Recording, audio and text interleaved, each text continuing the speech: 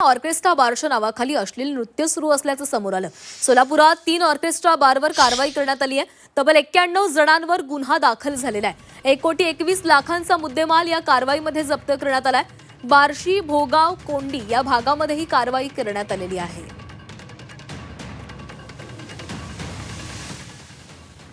सगळं व्हेरीफाय केल्यानंतर आम्हाला इलिगल ऍक्टिव्हिटीज दिसून आल्या।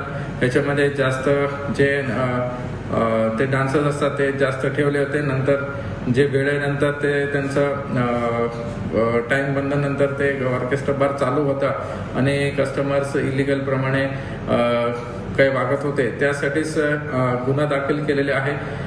तसेच बार्शी तालुक्याला एक टीम रवाना झाला होता, तिथेही सेम प्रकारचं कृत्य आढळून आलेले आहे।